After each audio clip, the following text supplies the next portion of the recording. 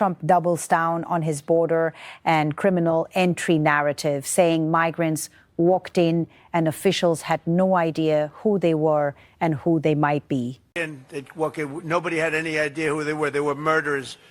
11,888 murderers. They were allowed to come into our country. We've gotten a lot of them out. Many of them murdered more than one person. What a shame. What a disgusting shame.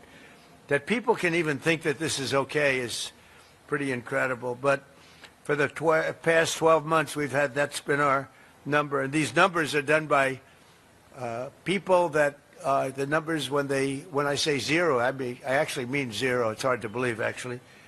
But they're done by people that they tend to be somewhat on the left. So they're not going to give us a fair shake. And they say that, people don't come anymore because they know they're not going to get through. So when they know they're not going to get through, they just don't come. And just on that, we save a lot of lives, because that journey up from Honduras and El Salvador and lots of other countries, or from the Congo, where they drop them there and they walk up and they come through our country. They emptied the prisons of the Congo into the area of the southern border and then told them to just walk in because stupid Americans are going to accept you beautifully. And these were hard, mean, vicious criminals they allowed into our country. How anybody can vote for these people is hard to believe, okay? It's hard to believe. But to a friend of mine, Marianne Mendoza. Marianne, where is Marianne? Where are you, Marianne? I got to know you right from the beginning, right? And I won't ask her that, but I would often ask, is it easier with time? Because time has gone by. Marianne, no, it's not. Sadly, it's not. You always hear it with time, but a lot of people say it's not easier. But you're a special woman. I've gotten to be a friend of yours. You're a special woman. What you have to go through. He claims migrant criminals harmed communities and warns of consequences, framing tougher border security as essential to protecting citizens and law enforcement. It is disgraceful. Tammy Nobles. Tammy, are you here? Tammy Nobles. Right. Does time help, Tammy? No. It used to be, time heals all wounds, right? But it doesn't. That's a joke. Doesn't. When you love somebody that much, it doesn't help like it should.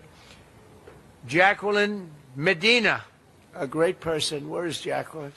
Jacqueline, where are you? Thank you, darling. Thank you. And so many others, and I want to thank you for coming. And I don't think you've been treated properly.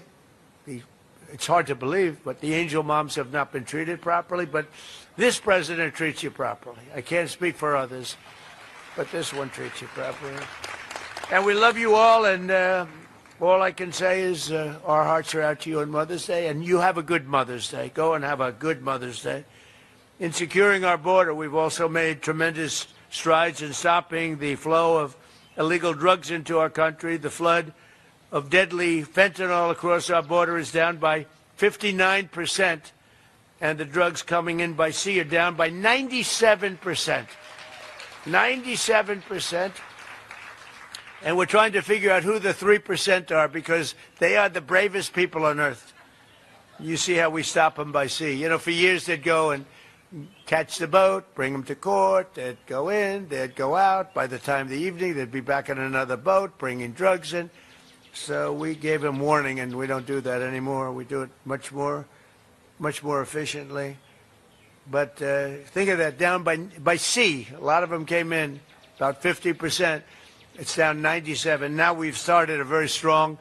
The sea was more difficult, and now we've started land, and you'll see it coming down. It's come down a lot, but you'll see it coming down. And they come through Mexico. He shifts to stopping drug flows and teases policy actions intended to cut off narcotics and bolster efforts to keep communities safe from trafficking. For the most part, we have a problem because the cartels rule Mexico, and nobody else. The cartels, they just rule it.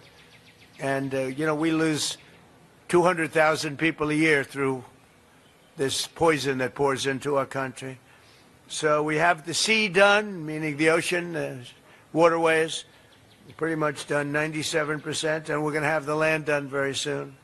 I want to thank the brave moms fighting the epidemic of drug addiction here, and this afternoon, including Ann Funder. Ann, you here someplace? Ann Funder does a great job. Wow, good. That's a great job you do, Ann. Stephanie Rowe. Stephanie, thank you. Thank you, Stephanie. Thank you. Behind the cameras there, Stephanie. Thank you very much. And a friend of mine, Jackie Siegel, who's a great mom, great mother. Thank you, Jackie. I've known her for a long time. She looks better now than she did 20 years ago, right? Thank you very much, Jackie. Last summer, it was my great honor to sign the HALT Fentanyl Act into law, and we'll never give up on that mission for ending the drug epidemic in America. We've come a long way, though. We've stopped massive amounts of drugs from coming in. This afternoon, we're also joined by some of the most extraordinary mothers our nation has ever produced, our cherished Gold Star moms. These are Gold Star moms. These mothers raised up children so selfless and so devoted that they volunteered to wear the uniform of our nation and laid down their lives for all of us. One of those mothers is Janice Chance. Janice, where's Janice? Thank you. Thank you, Janice. Hi, you look great. That's a beautiful hat. Thank you.